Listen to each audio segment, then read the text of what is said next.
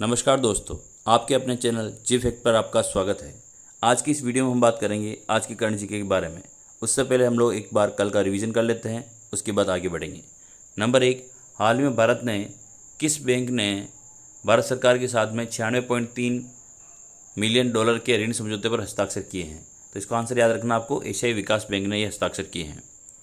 Next question, NASA के ब्रह्मांड के इतिहास के लिए स्पेक्ट्रोफोटोमीटर और आइस एक्सप्लोरर मिशन की अवधि क्या होगी?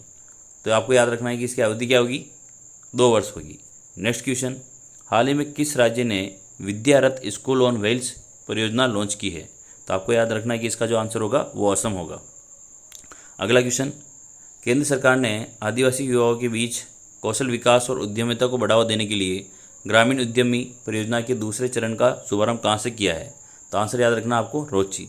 और ये खास इंपॉर्टेंट क्वेश्चन है। नेक्स्ट क्वेश्चन है, नवीनीकरण ऊर्जा को बढ़ावा देने की और पेट्रोल डीजल पर निर्भरता कम करने के लिए केंद्रीय विज्ञान मंत्री जितेंद्र सिंह, याद रखना है कौन है केंद्रीय विज्ञान मंत्री, तो जितेंद्र सिंह ने भारत की पहली स्वदेशी रूप से विकसित हाइड्रोजन ईंधन सेल बस का शुभारंभ कहाँ से किया है? तो पुणे, महाराष्ट्र इसका शुभारंभ किया है। ये भी काफ़ी इंपॉर्टेंट क्वेश्चन है, तो याद रखना आपको। अगले क्वेश्चन की तरफ बढ़ते हैं। महिला पुलिस का 10वां राष्ट्रीय सम्मेलन 2022 कहाँ आयोजित हुआ है? तो आंसर याद रखना है कि ये शिमला में आयोजित किया गया है। अगर आपको वीडियो पसंद आ रहा हो तो वीडियो को प्लीज़ लाइक कर दें और अपने भाई के चैनल को सब्सक्राइब जरूर करें। नेक्स्ट क्वेश्चन, भारतीय रेलवे की सबसे लंबी मालगाड़ी का नाम क्या रखा गया है? तो इसका नाम रखा गया है सुपर वासुकी। ये भी क्वेश्चन कल मैंने जब पोल में डाला तो काफ़ी लोगों ने गलत किया था, तो आपको याद रखना है कि इसका आंसर क्या होगा, सुपर वासुकी इसका नाम होगा। ये जो ट्रेन है लगभग 3.5 किलोमीटर लंबी है। कितनी लंबी है? 3.5 किलोमीटर लंबी ये ट्रेन है, याद रखना आप लोगों को। ठीक है, अगले क्वेश्चन की तरफ बढ़ते हैं।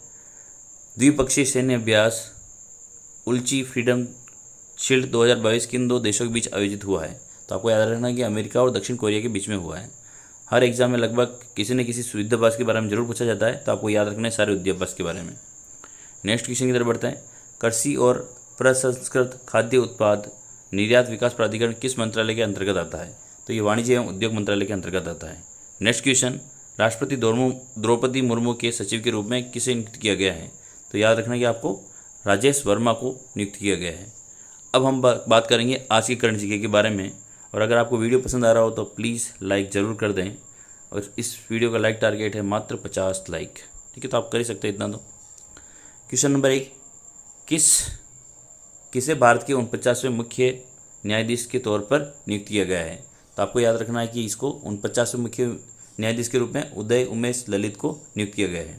इसके अलावा हम बात करें 50वें जो मुख्य न्यायाधीश होंगे उसके बारे में भी बता देता हूं मैं आपको। वो होंगे DY चंद्रचूड़ अगले जो होंगे।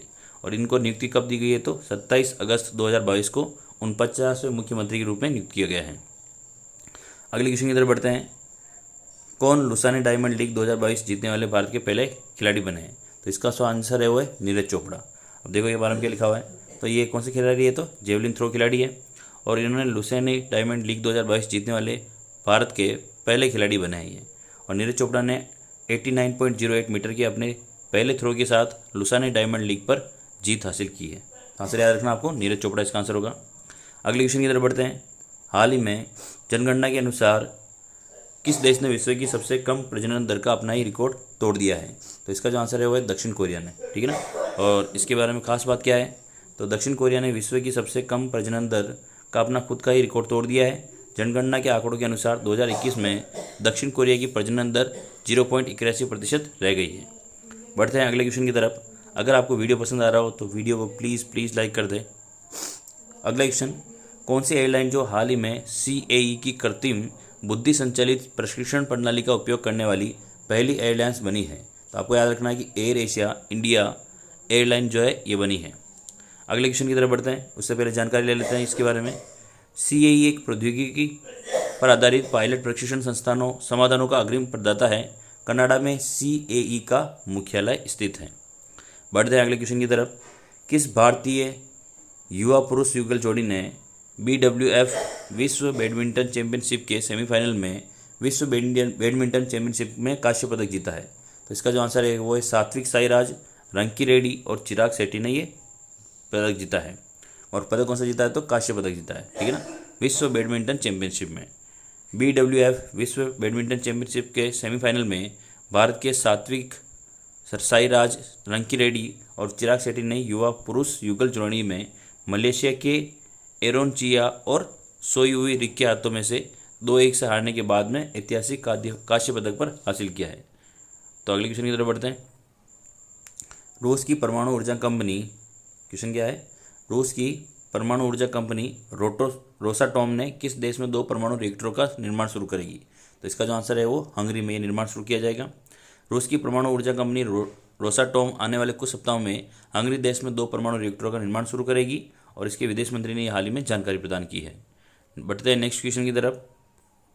हाल ही में किस राज्य में 500 मेगावाट की, क्वेश्चन है, हाल ही में किस राज्य में 500 मेगावाट की दूगर जल विद्युत परियोजना और 42 मेगावाट की बग्गी जल विद्युत परियोजना के निर्माण के लिए समझौते पर हस्ताक्षर किए हैं? तो इसका जो आंसर है वो है हिमाचल प्रदेश, इसका आंसर है। ठीक है, तो आपको याद रखना है कि कितने मेगावाट, 500 मेगावाट, और परियोजना का नाम क्या है, तो दूगर जल विद्युत परियोजना, इसके अलावा 42 मेगावाट की बग्गी जल विद्युत परियोजना। तो काफ़ी इंपॉर्टेंट क्वेश्चन हो जाता है ये, तो याद रखना आप लोगों को। जल विद्युत परियोजना हाल ही में समझौता किया गया है। अगले क्वेश्चन की तरफ बढ़ते हैं। किसने यूरोपीय फुटबॉल महासंघ का वर्ष का सबसे सर्वश्रेष्ठ खिलाड़ी का पुरस्कार जीता है? तो इसका जो आंसर होगा वो होगा करीम बेंजेमा और एलेक्सिया पुटेलस, इन्होंने ये पुरस्कार जीता है। कौन सा? यूएएफ का, है ना। काफ़ी बड़ी संस्था है ये फुटबॉल के लिए, और ये पुरस्कार जीतना काफ़ी गौरव की बात होती है। तो ये भी एक इंपॉर्टेंट क्वेश्चन है, आपको याद रखना है। अगले क्वेश्चन की तरफ बढ़ते हैं। हाल ही में किसने पराग्वे में महात्मा गांधी की प्रतिमा का अनावरण किया है?